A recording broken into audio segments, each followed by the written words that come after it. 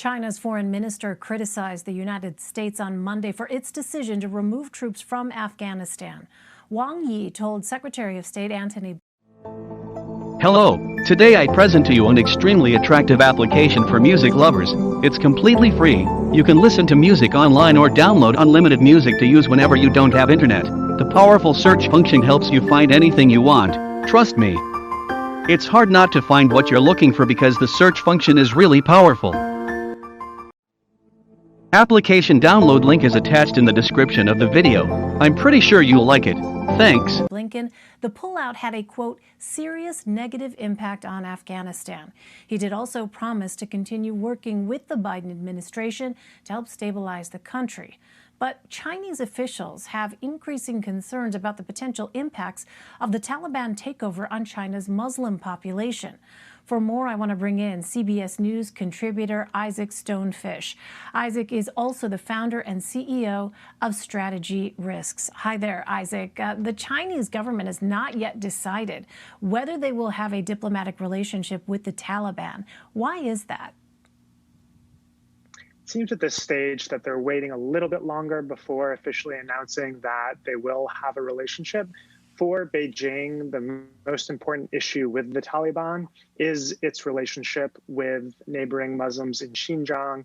It's a population that Beijing has long oppressed and recently committed genocide against by rounding up hundreds of thousands, upwards of 1 million or 2 Muslims and putting them in concentration camps. And that is the lens through which Beijing sees the situation in Afghanistan. How can it manage its own relationship with the people in Xinjiang in northwest China?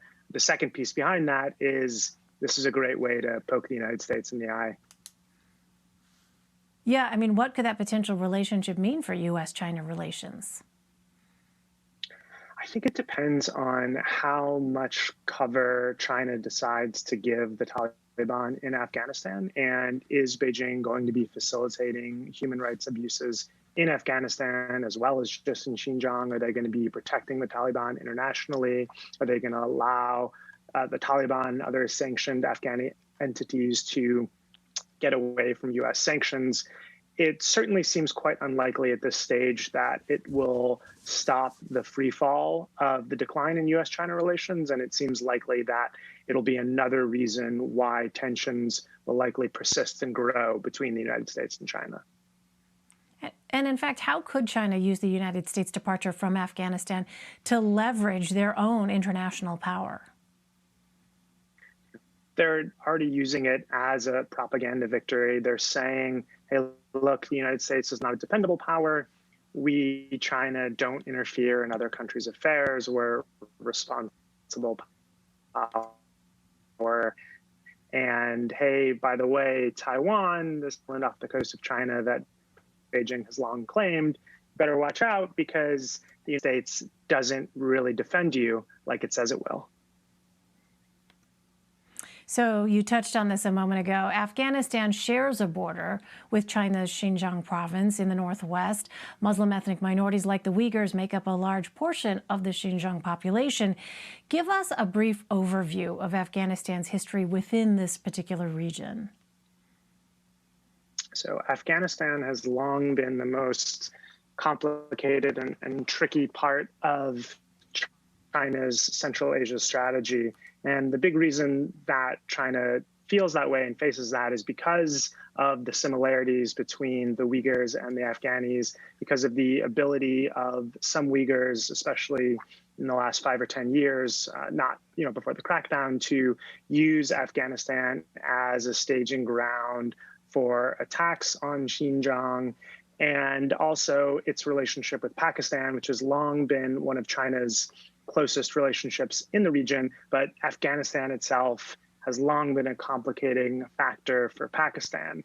It's a really big mess for China and for Chinese strategic planners. And I think a lot of them will look enviously at the United States, which borders Canada and Mexico and has a far, far simpler near international environment to deal with. So how big of a threat do the Taliban and other radical groups currently pose to China and the Xinjiang region? So there's a distinction between how big of a threat they actually pose and how big of a threat Beijing thinks that they actually pose.